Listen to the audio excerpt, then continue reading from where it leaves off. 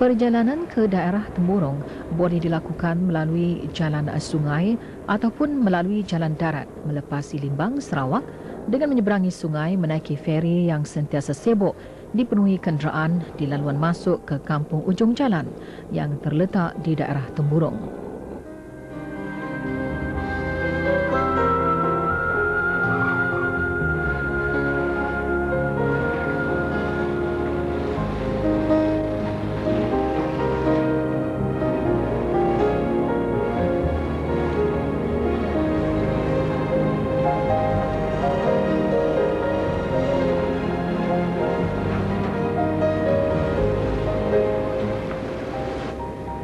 Daerah Temburong yang permai ini mempunyai keluasan tanah daratan 1,306 km persegi adalah daerah kedua terbesar bagi negara Brunei Darussalam.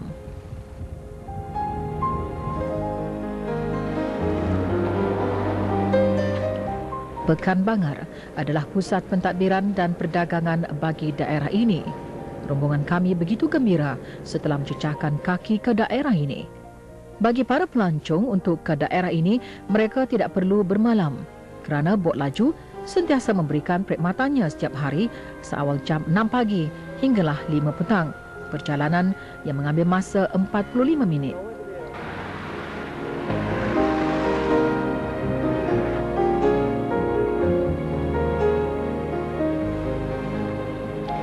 Namun begitu, rombongan kami kali ini mencuba menaiki kenderaan melalui jalan darat yang boleh dilakukan melalui daerah Limbang, Sarawak. Menyedari perlunya generasi muda dididik dan dipupuk kesedarannya untuk memahami isu berkaitan alam sekitar, dokumentari ini cuba untuk memberi pendekatan suasana kehidupan masyarakat di kawasan pedalaman di daerah Temburong ini.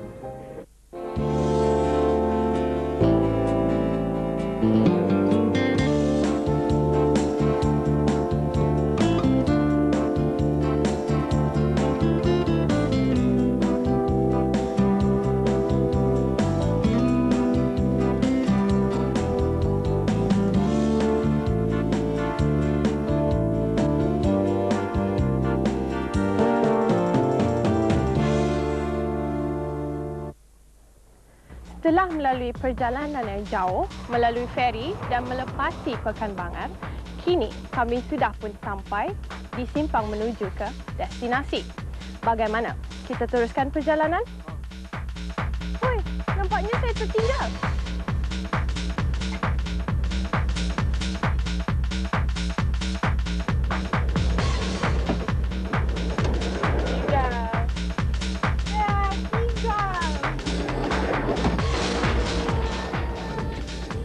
Di sepanjang perjalanan 16 km menuju ke Kampung Selapun ini, kita dapat melihat bentuk rumah-rumah kampung yang masih berbentuk tradisi. Dulunya, jika berhajat untuk ke Kampung Selapun, ia hanya boleh dilakukan melalui jalan sungai. Tetapi tidak sekarang. Kita boleh ke tempat ini melalui jalan darat dengan jalan raya yang baik yang juga dihubungkan dengan beberapa buah jambatan besi. Untuk pergi ke tempat ini, kita hanya mengambil masa kira-kira 30 minit dari Pekan Bangar. Pemandangan kebun buah-buahan di sepanjang laluan jalan ini juga menghiburkan.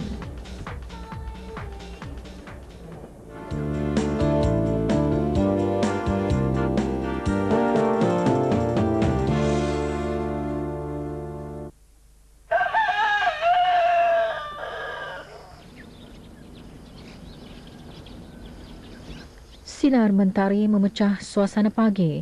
Suasana bening bunyian unggas-unggas di selang-selik kokok ayam. Kesepian keadaan tidak semestinya sepi dari aktiviti kehidupan.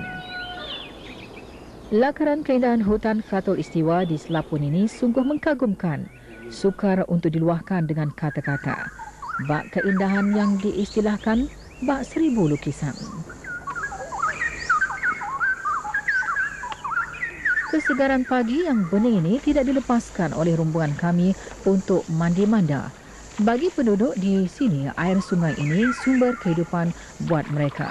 Begitu juga untuk kemudahan asas di dalam kehidupan mereka seharian.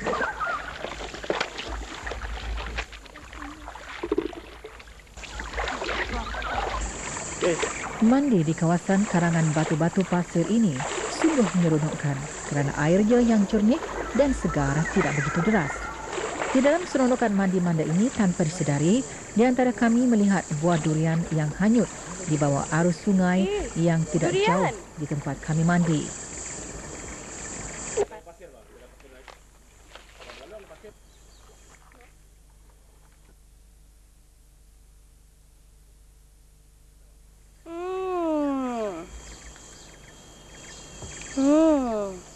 Enaknya.